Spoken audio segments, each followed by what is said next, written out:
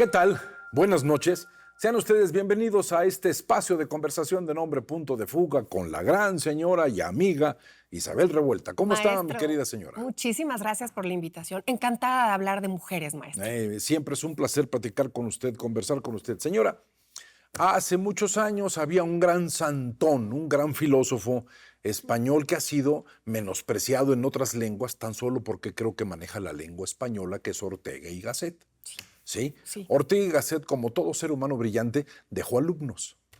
Dejó alumnos, los alumnos que no son parte de un salón de clases, sino simplemente en el manejo de la compañía humana y del hecho del intercambio de las ideas. De esas intercambio de ideas nace Julián Marías, un gran filósofo que es un hombre muy respetado y padre de Javier Marías, un gran novelista. También de esa cercanía con Ortega y Gasset brinca José Gauss. José Gauss, que fue importantísimo para nosotros en México, forma una gran cantidad de personas, a Emilio Uranga, a Luis Villoro, a Rafael Guerra, a toda una serie de notables. Puros hombres, pero aparece por ahí alguien que se les cuela y que precisamente eso es la razón por la cual muchas personas no la conocen. Porque en España menospreciaron, como siempre en aquellos tiempos, su condición femenina. Era esa época franquista anterior a Franco, era esta condición que no quiero generalizar. Esa filósofa se llama María Zambrano, un ser humano de gran inteligencia, maestro, de gran inteligencia. Conflictos para ella, ser mujer, la Guerra Civil Española y el exilio constante que vivió María. Un personaje de primera. Adelante, señor. Maestro, un personaje increíble porque además el mismo Ortega, sin entender las circunstancias, que él mismo plantearía brillantemente, le reprende porque públicamente ella se atreve a criticar. Es una mujer que nace en 1904, nace en Vélez, Málaga, en el sur de España, traerá siempre esa Andalucía. Es andaluza. Andaluza absoluta. El padre era un maestro que además es una figura interesantísima en su vida, porque, fíjese, encontré junto con otra filósofa una similitud. Así como Sor Juana encontró en los libros de su abuelo en Nepantla el mundo abierto a ella en la lectura, ella encontrará también en la biblioteca del padre con su primo, que eran inseparables, ese conocimiento y ese mundo abierto a las letras y al pensamiento y a lo que es. Cuando su padre es transferido por diversos motivos, porque además era profesor de gramática española, imagínense nada más qué formación. ¡Qué maravilla! ¡Qué maravilla! En esta España renaciente, como ella lo dice, que nacen de una manera maravillosa con estos intentos de república, de democracia, y lo vive. Para ella siempre será una cuestión importante la república. Se va dando cuenta de su vocación, y aquí lo apunté. No es la de ser algo, sino mi vocación es la de pensar, la de ver y la de mirar. Y entonces se da cuenta que su alrededor está cambiando. Se resquebraja la monarquía de Primo de verdad. Y aunque las mujeres no votan, ella tendrá siempre una voz y una participación para decir. Y Primo busca estar en contacto con ella, pero ella se aleja. Claro, se aleja porque evidentemente tiene que marcar un antes y un después. A ella siempre la acompañará ese 14 de abril de 1931, cuando nace la Segunda República Española. Y les cambia la vida a ella y a España. Oiga, nada más quisiera decir, ella junto con un grupo de pensadores forma un partido político. Claro. Y en ese partido político pues es una innovadora porque se lanza a formar un partido político en la España de ese tiempo. Y al mismo tiempo tiene la valentía de poder decir que ese partido político está siendo utilizado por fuerzas de la derecha, por fuerzas del fascismo, y entonces en ese momento ella hace todo lo posible porque ese partido desaparezca y lo logra desaparecer. Lo logra. O sea, es una mujer que crea, analiza, corrige y descarta. Y descarta. ¿Sí? El Frente Español. Y la es muy base breve. del individualismo humano.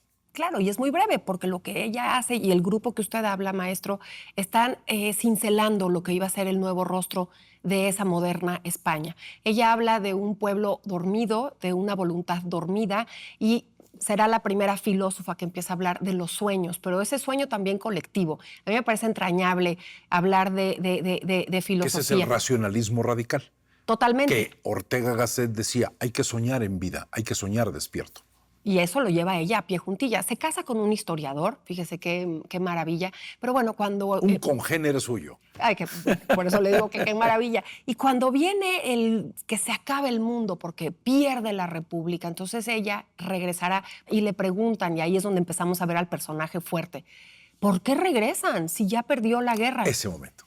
Porque justamente y precisamente porque se perdió la guerra hay que regresar. Que ese es un ejemplo para este momento en este país. Maestro. En este momento que perdimos una batalla, no es momento de claudicar.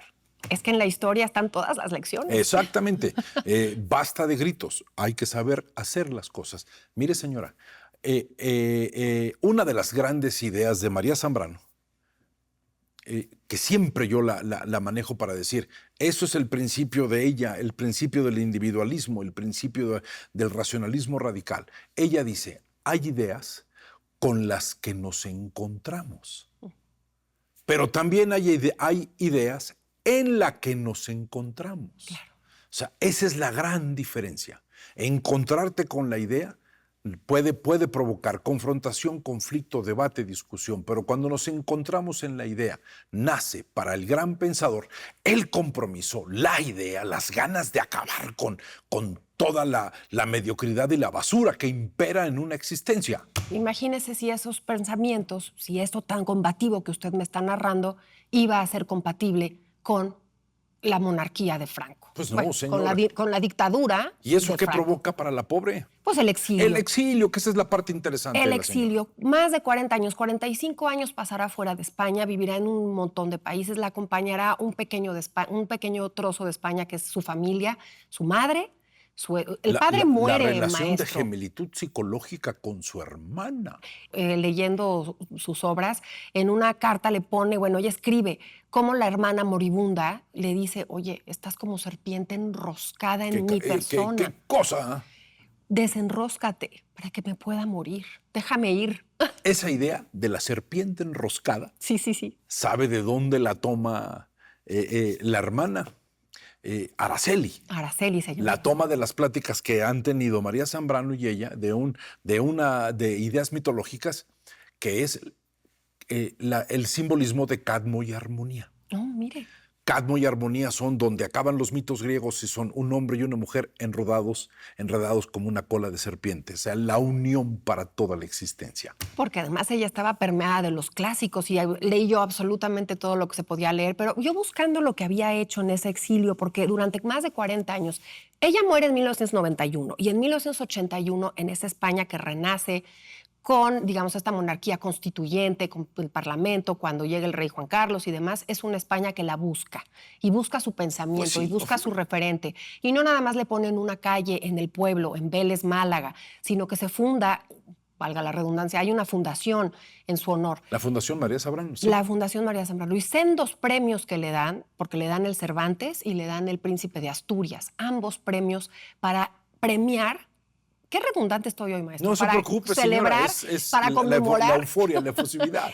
A una mujer en el exilio, republicana, filósofa, que además tenía unas ideas maravillosas. Hace un tiempo tuve oportunidad de entrevistar a una maestra, una filósofa mexicana que ha sido connotada y ha sido traducida a muchos idiomas, María Pía Lara. Y ella me hablaba de una palabra maravillosa, universal, con respecto a esto del feminismo, que lo decía también María. María no le gustaba el feminismo feminista. Lo que a ella le gustaba era la libertad y la equidad y la igualdad. Pues sí, señora. Y me decía María Pía, hay una palabra que se nos olvida, maestro, que es solidaridad es mucho más grande que sororidad. Seamos solidarios todos. Oiga, señora, una frase de María Zambrano que yo creo que es fundamental. Una pregunta es una adoración a punto de extinguirse. Esta idea de la pregunta constante es el proceso con la cual María Zambrano se contesta. Acción y consecuencia, pregúntate y respóndete. Y lo conmovedor, señora, es verla a ella anciana, hablando, lúcida, diciendo una gran cantidad de ideas que no tienen la sonoridad porque ya es una anciana, pero sí tienen una lucidez que no tiene que ver con la experiencia, sino tiene que ver con el asombro de la vida. Maravilloso. Y si usted ve esa entrevista, hay una que está sumida en un sillón, pero la grandeza de sus palabras, esto que está usted diciendo, y la están arropando con un chal porque físicamente está ya muy disminuida, pero lo que está diciendo es potentísimo, es algo importante, incluso en México, maestro, porque uno de los países que se vio beneficiados con ese exilio, ella hablaba Ella estuvo en Morelia. Sí, en Morelia, el país del exilio, ella pertenecía a ese 45 años, y cuando estuvo en Morelia dio clases en el Colegio Nicolaita, después de Hidalgo, en ese mítico colegio jesuita, da clases ahí con una libertad y pensamiento, ética, sueños. Perdóname la expresión, le entra todo María Zambrano, porque lo que ella se dedicaba es lo que dijo desde joven. Yo a lo que me dedico no es hacer, sino observar, a ver y opinar. Observar, mirar, escuchar y entender, que esos son los verbos contemporáneos de eso. Absoluto, absoluto. ¿Sí? Yo creo que, mire, el destierro es impuesto, te corren. El exilio es voluntario, te ausentas. No te vas, Sí. te ausentas. Sí, sí. Adentro de nosotros nos exiliamos. Tenemos que exiliarnos de ideas que no nos sirven para nada, para buscar, tratar de hablar, de decir cosas diferentes. Por eso la eterna tristeza de los seres sensibles. Vivimos en un eterno exilio. Vivimos, ya me incluí, güey. No, quíteme el vivimos. Se vive en un eterno exilio provocado por la necesidad de buscar cosas nuevas para no instalarse en dos cosas que son terribles, y por eso me aterra mucho esta realidad. El enojo como principio del debate y la imposición como manejo de la inteligencia. Esas son dos cosas verdaderamente devaluadas del conocimiento humano. Devaluadas, maestro, porque si se van a los extremos, como lo ha demostrado la historia, no encuentras ese punto medio y ese camino de entendernos. ¿Por qué los negocios lo hacen tan bien y negocian? Porque hay un punto en que alguno cede algo, pero no, en el tema político y en el tema cultural nos vamos a unos extremos donde ya no nos escuchamos unos a otros, maestro. A mí me parece increíble verla regresar a María Zambrano, a esta España que sin duda le resultaría absolutamente desconocida. Entonces, María Zambrano es una mujer no de extremos, todo lo contrario, sino de escuchar, de observar, insisto en ello, y verla regresar ya muy grande, muere en el 91, solamente estará 10 años en esa España, pero ha recibido todos los reconocimientos, y es una mujer que al darnos cuenta de lo que hizo por su paso en España, recuperamos a tantas otras, maestro, otras mujeres de su época que también hay unos textos entrañables, como en esa primera república, bueno, más bien en la segunda república, salían las mujeres, las modistas, las costureras, las telefonistas, con un aire de victoria, con un aire de haber salido de la esclavitud en la que se tenían. Claro, España no estaba preparado para ello y regresarían a lo doméstico y a la vida privada. Las ideas siempre van adelante de la conducta humana, siempre. Así es, señora, maestro. Es un placer. Igualmente, gran personaje. gracias, y muchas maestro. gracias por esta conversación. Y yo siempre diré, hay que buscar exiliarse del pensamiento único, de la brutalidad y del insulto, porque eso no es lenguaje, eso es simplemente carácter descompuesto de seres impreparados para existir. Y los veremos aquí el próximo sábado en este espacio de conversación del hombre punto de fuga.